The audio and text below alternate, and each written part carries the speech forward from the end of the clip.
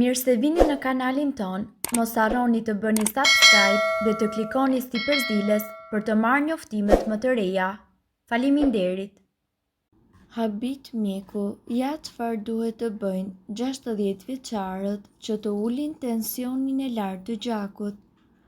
Një nga këshillat më të vëra që mund të jap një mjek kundër uljes së tensionit është zbatimi i një regjimi të shëndetshëm ushqimor. Ky i fundit përbëhet nga fruta dhe perime, drithra të plota, peshk, shpend, legume, arror dhe produkte bulmeti me pak yndyrë. Barishtet, sipas të dhënave, konsumi i kripës rrit etjen dhe bashkë me të edhe tensionin e gjakut. Hani më shumë barishte si spinaçi, brokoli apo lakra për të marrë më shumë kalium. Ky mineral largon njëkohësisht kripën e tepërt nga organizmi dhe qetëson enët e gjakut. Frutat e pyllit. Frutat e pyllit janë të pasura me përbërës natyral të cilët lehtësojnë punën e enëve të gjakut. Këto përbërës i zgjerojnë ato për mrekulli dhe qarkullimi i gjakut bëhet më i lehtë. Ndërkohë, sipas informacioneve të ekspertëve, mund të konsumoni kos. Kosi me pak yndyrë ofron shumë kalcium për organizmin. Ai i qetëson enët e gjakut dhe i qetëson ato kur nevojitet. Peshku, salmoni, sardelet, skumbria janë të pasura me acide yndyrore omega 3. Sipas informacioneve, këto acide përmirësojnë shëndetjen e zemrës dhe ulin njëkohësisht tensionin e gjakut. Ndërkohë, sipas ekspertëve, ju duhet të dini se mund të konsumoni dhe fara. Farat e linit, të kungullit apo të lulediellit mund të konsumohen duke u përfshirë në sallata, kos apo tërshër. Ato janë shumë të mira për tensionin e gjakut sepse përmbajnë magnez. Tërshëra. Ky drith është i pasur njëkohësisht me fibër që mban tensionin e gjakut nën kontroll. Për më tepër, tërshëra rekomandohet edhe kundër mbipeshës. Panxari. Pirja e 2 gotave me lëng panxari dhe molle e ul tensionin sistolik të gjakut në pak orë. Panxari dhe gjetjet e tij janë shumë të pasur me kalium, një mineral tepër i dobishëm për zemrën. Hudhra, përbërësit natyral të hudhrës, zgjerojnë enët e gjakut dhe ndihmojnë në zemrën të kryej detyrën e saj. Hudhra është shumë e mirë për uljen e tensionit të gjakut. Fistikët, këto arror janë plot me yndyrna të shëndetshme që i bëjnë mirë zemrës. Fistikët të gjithashtu janë shumë efikas edhe në uljen e tensionit të gjakut. Shega. Lëngu i shegës është i pasur me fibër dhe njëkohësisht me minerale, të cilat mbajnë nën fre tensionin e gjakut. Ky frut i bën shumë mirë zemrës, por edhe sistemit tuaj tretës. Vaji i ullirit. Ky vaj është plot e përplot me antioksidant të cilët ruajnë elasticitetin e enëve të gjakut. Përdorimi i përditshëm i vajit të ullirit është një zgjidhje e mençur në dobi të shëndetit. Legumet, qiqrat, thjerrzat, fasulet ndihmojnë në uljen e tensionit të gjakut. Për më tepër, ato janë të pasura me fibër dhe shmangin sëmundjen koronare. Çokolata e zezë. Çokolata e zezë përmban njëkohësisht antioksidant, të cilët zgjerojnë enët e gjakut dhe në këtë mënyrë ato ulin tensionin e gjakut.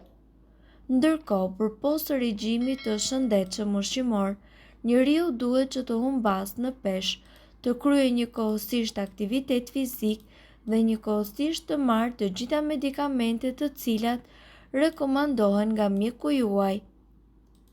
Si të ulni tensionin e lartë të gjakut me këto 3 metoda natyrale në kushte shtëpie? Tensioni i lartë i gjakut është një problem shumë i përhapur shëndetësor. Ndërkohë, nëse nuk trajtohet siç duhet, hipertensioni mund të transformohet në një problem mjaft shqetësues dhe madje katastrofik, duke shkaktuar diabet, sëmundje kardiovaskulare, probleme me aftësinë e trurit dhe dështimin e veshkave. Shumica e njerëzve të cilët vuajnë nga tensioni i lartë përdorin medikamente të cilat shoqërohen me efekte anësore përfshirë për shembull pagjumsinë, marramendjen apo kontraktime të muskujve. Por ju mund të përdorni shumë thjesht edhe disa ushqime ose produkte të cilat i gjeni lehtë në shtëpinë tuaj, siç janë për shembull hudhra, limoni dhe disa ushqime si për shembull uthulla e mollës.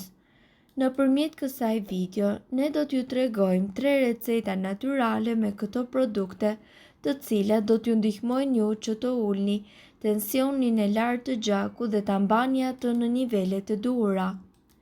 Për shembull, receta e parë për të cilën ne do t'ju flasim është pikërisht kjo recetë me lëng limoni dhe ujë, ku përbërësit që juve do t'ju nevojiten janë ujë dhe një limon.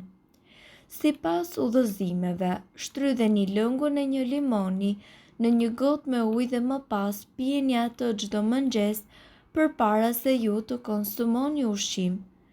Limonët e kanë aftësinë që të ruajnë fleksibilitetin e enëve të gjakut, duke ulur kështu edhe tensionin e lartë. Sipas ekspertëve mund të përgatisni edhe recetën me hudhër. Hudhra përmban substanca sulfuri të cilët kanë aftësinë që të ulin tensionin e lartë të gjakut dhe njëkohësisht munden që të largojnë toksinat dhe kolesterolin nga organizmi juaj.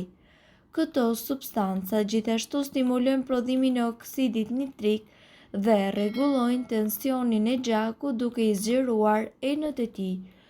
Ju duhet që të konsumoni 2 deri në 4 thelpi hudhër të freskët në mëngjes përpara se të hani ushqim ose përpara se ju të flini. Hudhra duhet ngrënë e gjallë në mënyrë që të mos i humbas shumicën e ushqyesve që ajo përmban, sepse duke e gatuar, hudhra humbet aftësinë e saj shëruese. Për shembull, kura e tretë është pikërisht ajo me uthull molle. Përbërësit që juve do t'ju duhen janë ujë, një majlugë çaj me sodë buke, një lugë gjelle me uthull molle. Udhëzimet: uthulla e mollës përmban shumë minerale të dobishme si për shembull kalium, magnez dhe kalcium. Këto minerale janë gjithashtu shumë thelbësore për qarkullimin e mirë të gjakut, si edhe për uljen e tensionit të lartë. Ndërkohë, përzieni një lugë gjelle me uthull molle, një majlugë çaj me sodë buke dhe njëkohësisht një gotë me ujë. Konsumojeni 2 herë në ditë për të patur rezultatet tuaja më të mira. Ndërkohë, konsumoni fasule të bardha. Një kup me fasule të bardha siguron 13% të kalciumit, 30% të magnezit dhe 24% të kaliumit i cili ju nevojitet çdo ditë. Mishi i gjelit të detit. 3 racione mish gjel deti sigurojnë 6% të magnezit dhe 15% të kaliumit i cili do t'ju nevojitet çdo ditë. Kos. Një kup kos siguron 49% të kalciumit, 12% të magnezit dhe 18% të kaliumit, i cili po ashtu ju nevojitet çdo ditë. Kivi. Një kivi siguron 2% të kalciumit, 7% të magnezit dhe 9% të kaliumit që ju nevojitet çdo ditë. Mirë po duhet të dini, informacionet në këtë video kanë për qëllim të plotësojnë dhe të mos zëvendësojnë këshillat e mjekut tuaj dhe nuk kanë për qëllim të mbulojnë të gjitha përdorimet e mundshme, masat paraprake, ndërveprimet ose efektet negative. Informacionet në këtë video mund të mos i përshtaten rrethanave tuaja shëndetësore, prandaj para përdorimit, konsultohuni me mjekun tuaj. Nëse doni të dëgjoni video tona që ne postojmë çdo ditë, kliko subscribe.